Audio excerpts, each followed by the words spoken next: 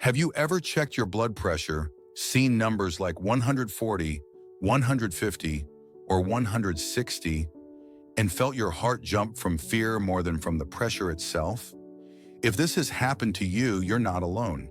Thousands of people end up in the ER because of a spike that could actually be solved at home in minutes. And the crazy part, almost no one explains why it happens. Before we go on, hit that subscribe button right now, because today I'm going to reveal something that can completely change the way you understand your blood pressure. Let's continue. Picture this. It's a normal day, no warning. You get a headache, some neck tension, or you just feel strange, uncomfortable, worried. You check your blood pressure and bam, 150, 160, 15 or 16. Immediately your brain goes wild. Is this a stroke? A heart attack? You panic. You rush to the emergency room. And when you get there, surprise, your blood pressure is even higher. Here's the shocking part. Many people who repeat this cycle over and over don't actually have chronic high blood pressure. They have something else.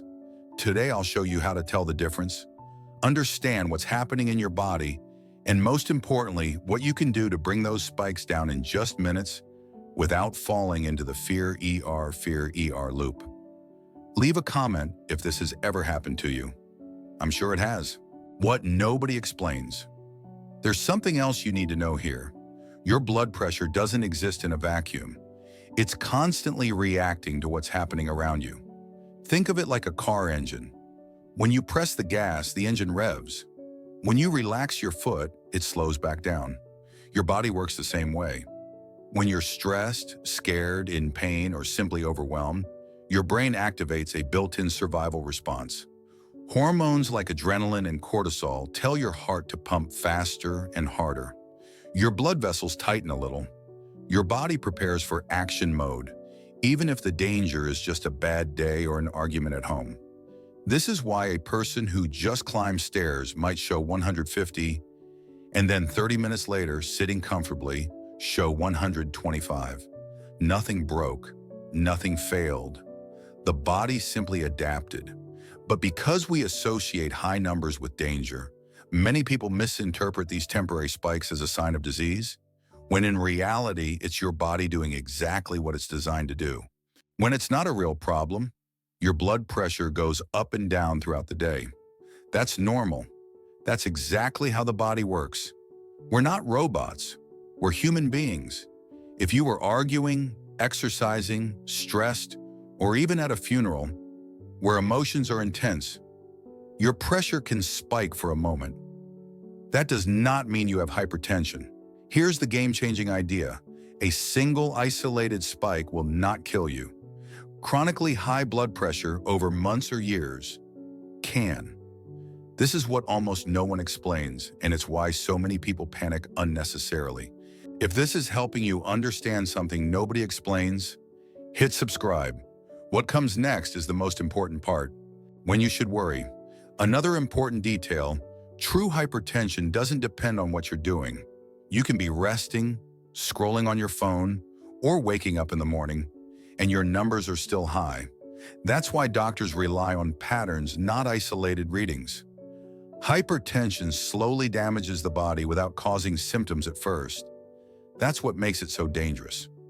You might feel perfectly fine for years, while inside your arteries are getting stiffer, the heart is working harder than it should, and tiny blood vessels, especially in the kidneys, eyes, and brain, are under constant strain. But again, this only happens when the pressure stays elevated consistently.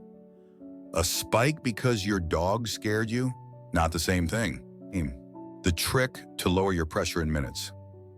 Let me add something crucial here. When you panic after seeing a high number, your body perceives the fear as a threat. Your breathing becomes shallower, your muscles tense up, and your heart rate jumps. In other words, you accidentally make the number worse. This is why staying calm isn't optional. It's part of the treatment. Another helpful trick is slow breathing. Inhale for 4 seconds, exhale for 6. This stimulates your parasympathetic nervous system, the brake pedal of the body, and it can lower your pressure by 5 to 10 points in just a few minutes. So remember, the number you see the first time is often unreliable. What really matters is what happens after you calm down and repeat the measurement. How to measure your pressure correctly. This part is crucial. Many people think they have hypertension simply because they measure incorrectly. Here's how to do it.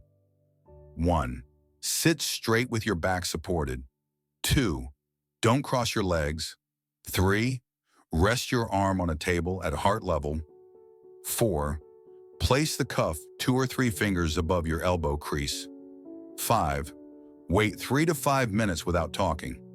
6. Measure and write down systolic and diastolic. Very important. Don't use wrist devices. Don't measure during emotional distress. Don't measure right after walking or arguing. Accuracy changes a lot. What to do if you have a one-time spike? If you get a headache and the number is high, don't jump to conclusions.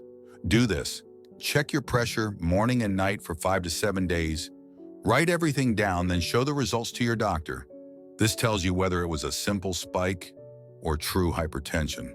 When you should go to the emergency. Not everything is just relax. There are warning signs that require immediate emergency care. High blood pressure plus any of these. Chest pain, tight, burning, heavy. Sudden shortness of breath.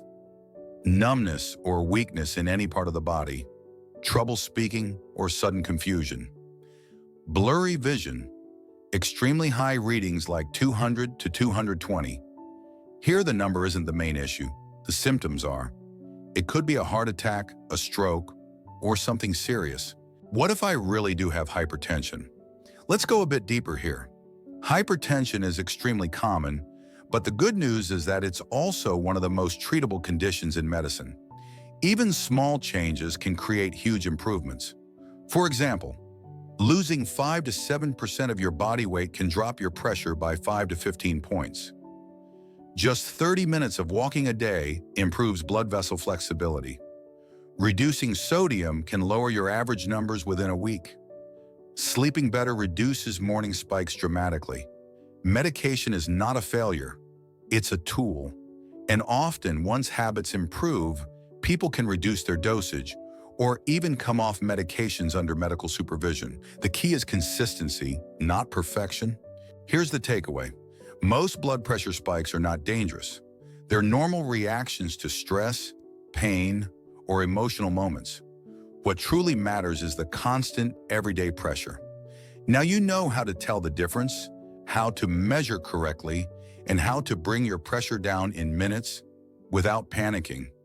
If this video helped you understand your health in a clearer, simpler way, make sure to subscribe. More content like this is coming. See you in the next one.